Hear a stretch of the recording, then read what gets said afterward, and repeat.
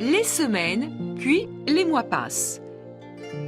Les habitants de Tarascon n'ont toujours pas découvert le secret du vieux meunier. Le soir, ils voient toujours passer Maître Cornille avec son âne chargé de sacs. Un jour, le fils de Francet Mamaille, le joueur de flûte du village, tombe amoureux de la belle Vivette.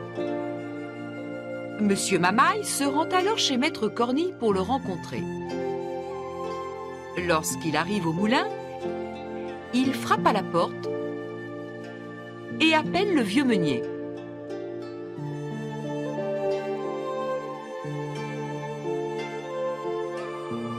Maître Cornille! Maître Cornille! Ouvrez-moi la porte, s'il vous plaît. Je viens vous demander si votre petite fille Vivette peut épouser mon fils. Va-t'en! Hurle le vieil homme. Rentre chez toi jouer de la flûte. Si tu es pressé de marier ton fils, va chercher des filles à l'usine à vapeur.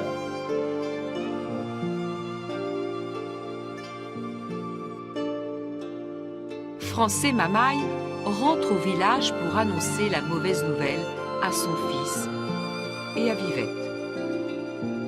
Non, ce n'est pas possible, dit Vivette très triste. Il faut le convaincre. Allons ensemble au moulin. Le joueur de flûte accompagne alors les jeunes amoureux chez Maître Cornille. Quand ils arrivent sur la colline, le vieux meunier est déjà parti. La porte du moulin est fermée à clé. Mais le vieil homme a oublié deux petits détails. La fenêtre est ouverte et la grande échelle est dehors. Montons, dit Vivette. Allons voir ce qu'il y a dans le moulin. La jeune fille monte à la grande échelle. Quand elle arrive à la fenêtre, elle pousse un cri d'étonnement. Oh! Mais le moulin est vide! Il n'y a ni blé ni farine!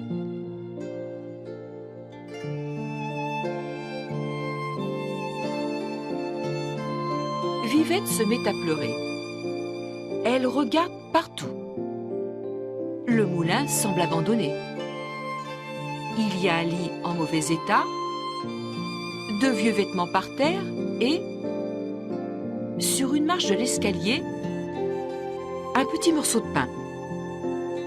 Soudain, elle aperçoit 4 sacs ouverts dans un coin de la pièce.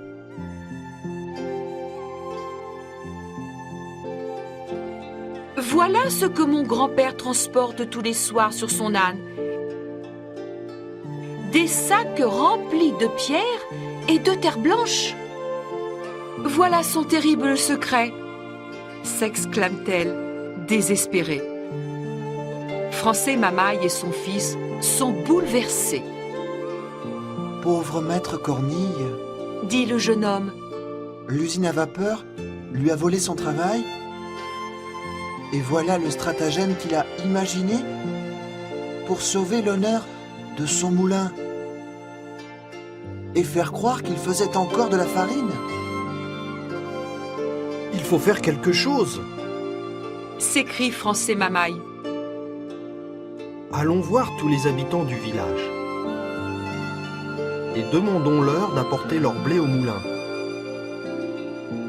Dépêchons-nous, il n'y a pas une minute à perdre.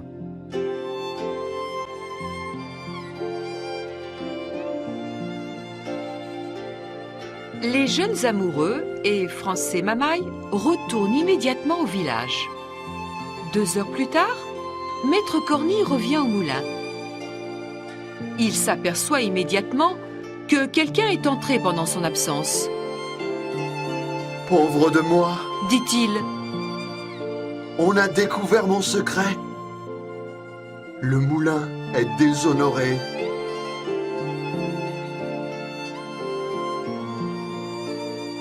Maître Cornille s'assoit sur un sac et se met à pleurer. Soudain, il entend au loin des conversations. Lorsqu'il lève la tête, il voit arriver tous les paysans du village avec leurs ânes chargés de sacs. Quelques minutes plus tard,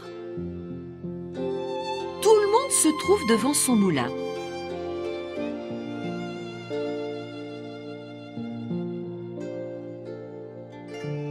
Ohé, maître Cornille, Dit un paysan. le moulin est ouvert? Nous vous apportons un peu de blé. Le vieux meunier n'en croit pas ses yeux. Il s'approche, met sa main dans un sac et s'écrie. C'est vrai, c'est du blé, du bon blé. Laissez-moi le regarder. Maître Cornille est tellement content qu'il pleure de joie. Vite, S'exclame-t-il. donnons tout ce blé à mon moulin. Il y a tellement longtemps que ses ailes ne tournent plus. Les paysans aident le vieux meunier à faire la farine.